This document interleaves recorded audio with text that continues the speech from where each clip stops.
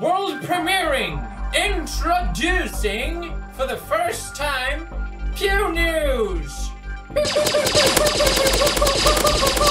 The most legitimate news source on the internet.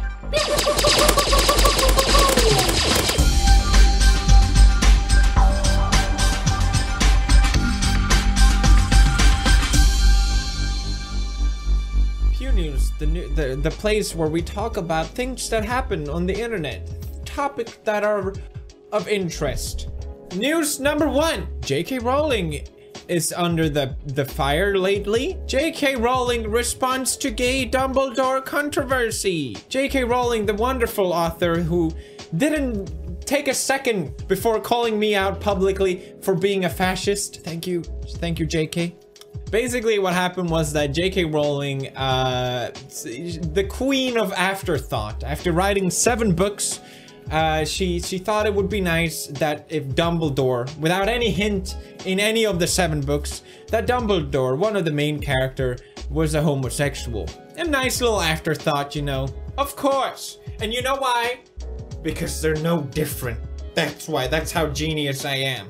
Because they're no different from normal people. That's why I don't even have to write it in. I will, however, take all the glory for being so forward-thinking. You are welcome. So now that the new movies are coming out with Dumbledore's past, or his previous character as young, it was exposed that none of that will be shown. Dumbledore will in fact not be displaying that he is into boys. And J.K. Rowling sort of responded to people's criticism about this. People weren't too happy, kind of calling her out for her hypocrisy that, hey, I thought you said that he was a homosexual character, then why isn't he all of a sudden? And J.K. responded with, I'm gonna mute you. That's how you know someone responds well to criticism, when she won't even listen to it. J.K. Rowling, which of course also so progressively thought, yes, Hermione was actually black, as clearly evidence all over her 7 books displayed. Like here. And here. Here's the tragic case of me actually agreeing with Polygon. Fantastic Beasts sequel needs to show Dumbledore's sexuality, not just hint at it. You have created a world with werewolves, wizards, and all kinds of shit. I don't watch Harry Potter or read the books, but I know you got magic in it. But a man publicly displaying that his sexuality, that's too far. That cannot exist in this world. Thank you very much. It's like she wants the cake and eat it too, and people call her out on it, and she's a crybaby. J.K. Rowling is a lost billionaire woman who can't face criticism. Nothing new here. The next news. Logan Paul went skydiving and his main parachute didn't open. Oh my god. I think that's the wrong emoji that they used. They should have used that emoji, or perhaps. Many of you asked what my opinion was about Logan Paul returning to YouTube, and it's pretty simple. He should be able to return. There shouldn't be any problems with it. I personally, I don't have any problem with it. I, for one, love seeing slow-mo shots of Logan Paul with a serious face. Maybe petting his dog, or maybe just wrapping his fingers together. That's what I subscribe for Logan Paul, and I'm glad that he is back doing what he's doing best. I think as a society, as human beings, we just yes, touch the stone. That includes me too. That's something I'm learning. Something else to talk about. Can I just say, I love his haircut. It's just perfect. It just made me completely forget about everything. I need a new haircut. That's better. I guess the thing about this video is that Logan Paul's initial video that stirred all the drama, it was made to make himself look better in the eye of suicide. That's what he did. He just did it so miserably that it just completely collapsed. And at the end of the day, this video is doing the same thing. He's trying to make himself look better in the eye of suicide. There's really no difference, but the general thing to learn here, that it's okay to do that. It's okay to benefit from suicide as long as you're doing it in the right way. One important note that I got from the video was that he met up with this gent that survived from jumping off the Golden Gate Bridge, which is obviously it doesn't happen, and he was met with instant regret, and he uses that to speak out against suicide, and it's a great story, and it's great that he's getting featured. Basically, when I was doing my media storm, everyone told me to do this exact same thing. Everyone told me you need to meet with people, you need to travel around the world to interact and show people that you've learned. You need to appear on interviews. And I just personally felt that that was very disingenuous. It seemed like I'm obviously just doing it to repay my image, or to repair my image. I'm not doing it out of pure good intention, which sort of spoils it completely for me. And I just thought that's just disingenuous. I don't want to do that. I would rather just show people that I've changed through my videos and time. He also did an interview with ABC with Michael. Michael, I'm 22 years old. I'm gonna be honest with you, Michael. Michael, I've gotten to meet Michael. It was 100 yards away from the parking lot. It doesn't make any sense. And I believe it happened for a reason. So apparently, because it was just 100 yards from the parking lot, and Logan Paul found a dead body, it happened for a reason. There's a divine... Logan Paul is on a divine path of redemption. This all happened for a reason. Who would have thought it would have happened? No one. For parents out there, because you're the father of 13-year-old twin girls, it's very hard to know everything that your kids watch. Yeah. And there are a lot of parents. Who are not gonna pay for your merch anymore.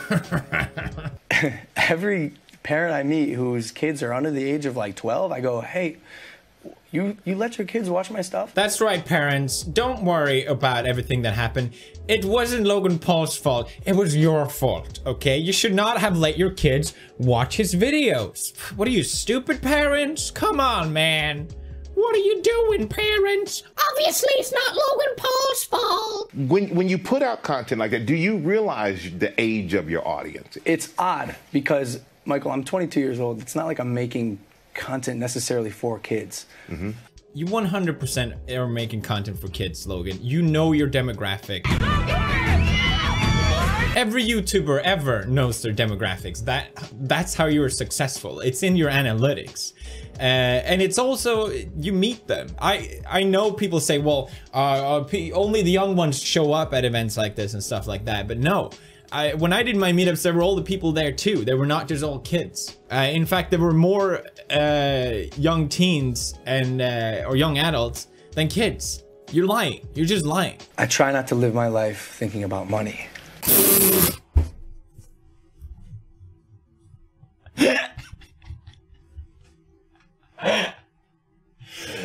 I'm sorry, what? Can you repeat that, please? I try not to live my life thinking about money. Mm-hmm.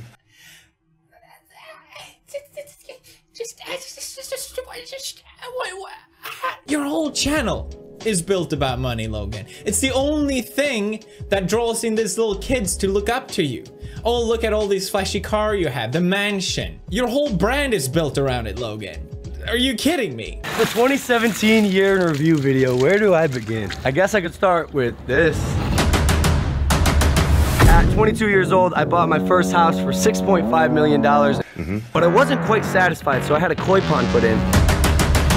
Mm-hmm. Painted the walls of the guest house. Mm-hmm. Bought a giant truck known as the Yeti. Mm-hmm. Bought a school bus, and then turned it into a cool bus. Mm-hmm. Installed a home theater system. Blah, blah, blah. More material objects. Guys, the point is I bought a lot of things, including this Rolex. Hey. Mm-hmm. I try not to live my life thinking about money. Like I said, Logan Paul should just keep making videos and be honest.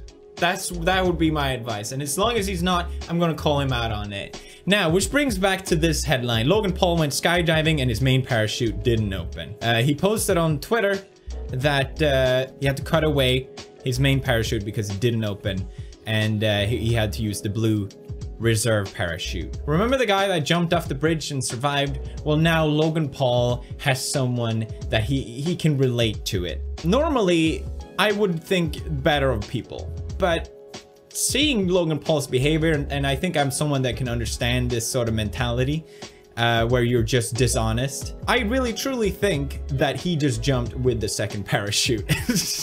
I would not accuse people of this shit just out of superstition, but seeing all these track record of dishonesty and doing literally anything to redeem your brand, I'm gonna call it out. It seems too perfect for me to see him talk to a guy that jumped off the bridge and survived, and then this is gonna be his first vlog, right? This is gonna be his comeback vlog. I haven't seen it, it hasn't come out yet, but I'm pretty sure this is gonna be his vlog. And now he gets a chance to feel like, yes, you know, I survived a jump. Now I feel the same way. And if you think I'm crazy, people are already saying it. Maybe now you'll stop seeing suicide as a joke. First, you have this video, and this is very specific thing happens in relation to it. Obviously, Logan knows his next vlog is gonna have to be important. It's gonna have to have some sort of message. He can't just keep making videos and move on. I'm not buying it. I'm not buying it. I know people will think I'm crazy, like I put on a tinfoil hat or something. I'm not buying it. I'm not buying it for a second. Stop being dishonest, Logan. That's all you have to do. Next news. Pew news. That's right, we have more. Susan Wojcicki tweeted, CEO of YouTube, I think that's her position at least, that she's been listening closely to your thoughts and ideas for the past year, so wanted to share my priorities for creators in 2018. It's a long blog post going through basically acknowledging the issues, I would say. She sort of spices on some good bits here and there, like not everything is bad. Hey, they have super chat now, and in 2017, the number of creators making 6 figures grew by 40%, so it's not all bad. But she did recognize the demonetization in this message. She says, but even as our platform continues to do well around the world, too many of you unfortunately had to learn about it. New word in 2017, demonetization. It's nice to have it acknowledged at least. It would be nicer to see what is going to be done. I think a real good course of action would be to stop letting people have this guessing game with YouTube. You're gonna have to start filling people in on what is going on and why, for example, a video gets demonetized. Whenever my video gets demonetized, I have to play this guessing game of what caused it. What was it in this 10-minute video that wasn't allowed? Was it because I said Dorian at that point?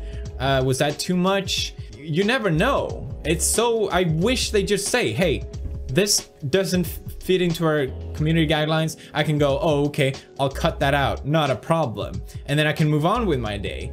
And instead of having to spend hours of re-uploading, spending so much time. And I think this is a problem with most creators. When a clip gets claimed by another company, they take all the revenue of the video. So let's say I used audio from someone that I didn't know was copyrighted or something like that. It's hard to tell, I know. It's stupid, you shouldn't do it, but sometimes it just happens.